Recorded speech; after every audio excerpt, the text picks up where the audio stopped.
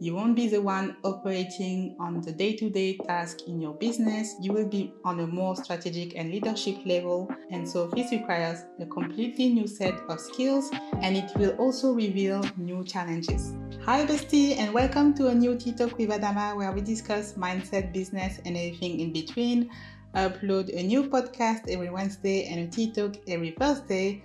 So subscribe to my YouTube channel so that you don't miss anything. Today, I want to share with you how I'm switching from being a solopreneur and running a business by myself to actually running a content agency and working with other people. And so I want to share with you 5 things that I've learned so far since I've decided to change my business model. Number 1, having clear processes in place is key. And so there's something that every single business should have, no matter the size, and it's called SOP. SOP stands for Standard Operating Procedures. Basically, those are documents that you create in order to describe precisely all the activities that take place in your business. For example, you can have SOPs describing how you create content, how you onboard and offboard clients, how to reply to a client inquiry, and so on. And so what I've learned since I started writing my SOPs is that it is so important to have every single activity in your business written somewhere and not only in your head. Because even if you are not ready to outsource yet, it will help you gain so much clarity, and also you will see what can be improved in your processes. For example, if there is something that is redundant in your process, you can update your SOPs. And doing that regularly can easily help you save 4 to 5 hours every single week. The second thing that I'm learning is how to hire people. And so honestly, hiring people can be a full-time job by itself. And so in order to avoid spending hours trying to find the best candidate, here's what I do. First of all, I write down the job descriptions with the main tasks based on my SOPs. Then I also put something very short about my business and what I do, and I also include 2 to 3 soft skills that I'm looking for. So usually somebody who has great communication skills, who is willing to learn new things, and who is also proactive, especially if there is anything that they don't understand. To be accurate, I will also look at other similar job descriptions online and also find the benchmark of the hourly rate for this particular job. For example, if you are hiring on Upwork, when you are writing your job description, they will give you a range of the hourly rate that is used for this particular job, so you can use that as a reference. And once my job description is ready and published, I start reviewing the first application that I get. And so in order to do that efficiently, I also filter based on my criteria. So for example, depending on the job, I might look for somebody who is in my time zone because it's easier in terms of communication. So I would filter also and prioritize people in my time zone in that case. Also, I will review their skills. And so once I've filtered a couple of applications, I invite them for an interview. And so for me, this step is mandatory because you will get to see the person and talk to them. Whenever somebody is not looking to jump into a call with me to discuss the job and see if we are a good fit, then for me it's already a no-go because I cannot hire someone just based on some text. So the goal of the call is to explain to them what I do very quickly and tell them about the job so that they can ask me all of their questions, and that way we can both see also if we are a good fit. And so after the interview, we decide if we want to give it a try or not. If we decide to give it a try, then I will hire them for a specific project or a task to see how well they perform and how they communicate with me. And if the test is conclusive, then we continue working together. And so that's how I do it. And I cannot guarantee you that you will find the best candidate the first time, but if you follow a process and you are patient, then you will find the right fit eventually. The third thing that I'm doing, which is also crucial if you want to switch from a solo business to actually working with people, is training them. And so this is something I was aware of before I starting to outsource some tasks. For example, when I was looking for a virtual assistant, I already put in the job description the different tasks, and that training will be also provided. Because you have to realize that the way you do business and the different software that you use are not the same as everyone else. And so as a team leader or the CEO, it is your responsibility to make sure that every team member is trained properly. And so how do you do that efficiently without having to train every single member or new hire? You can simply record your screen to show them exactly how you perform a specific task. Then you upload the videos on the cloud. I personally use Google Drive, and you give them access so that they can watch it by themselves. That way you don't have to train every single person every time. They can just read the SOPs and watch the related training and come to you if they have any questions.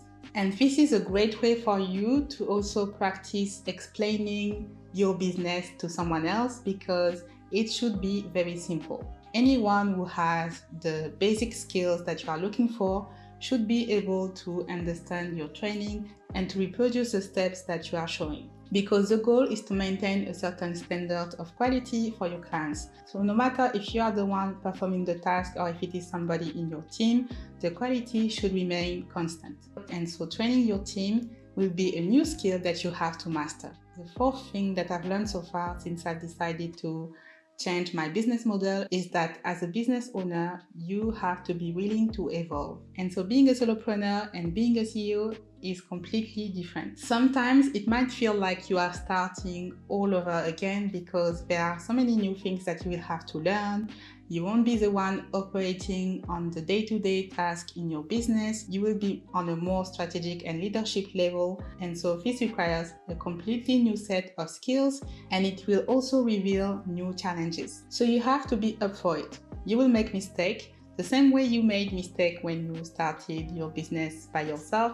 And so don't be too harsh on yourself. Also be willing to learn from your team, because personally I see it as a two-way street. So I learn from the people I hire and they also learn from me. And so I don't pretend that I know everything, because I'm learning every single day. So yes, you will learn how to manage a team, how to hire, maybe sometimes how to let somebody go, which is not easy as well. But working with a team will definitely give you more freedom, more time to focus on the core of your business so that you can actually scale your income, also scale the number of clients that you are able to take on while maintaining the same quality. Finally, the fifth lesson that I've learned is that the way you will see your business will be different as well.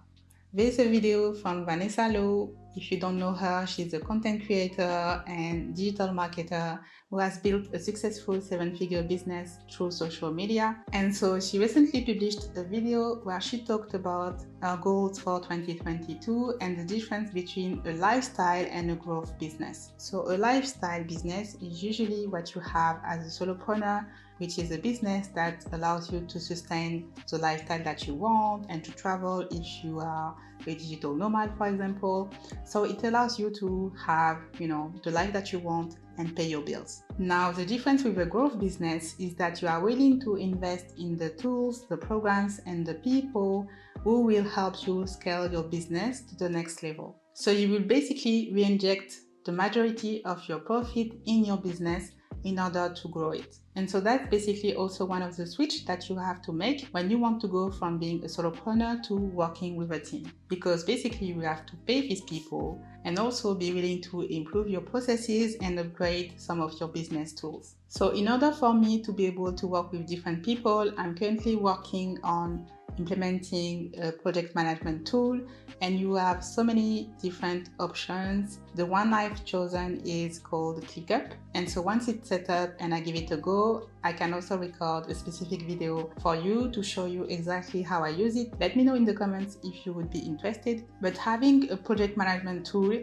is absolutely necessary if you are working with people, to know exactly the status of the different tasks, who is working on what, and also have everything in one place where everyone can see what is happening. So right now I'm definitely injecting a lot of money in my business because I want to build a growth business. I want to build a business that not only allow me to live the life that I want, but I can also share this dream with other people and help more clients master their own content creation process to build profitable online businesses through social media. And so yes, that's my new mission and I'm super excited about that. It's not easy. but being a solopreneur isn't either. And so personally, working with other people keeps me accountable because I know that I give them work to do and they are waiting for my feedback. So it basically pushes me to become a better business owner, to make sure that everything is clear and organized for everyone. So I know that I work well with this kind of positive pressure.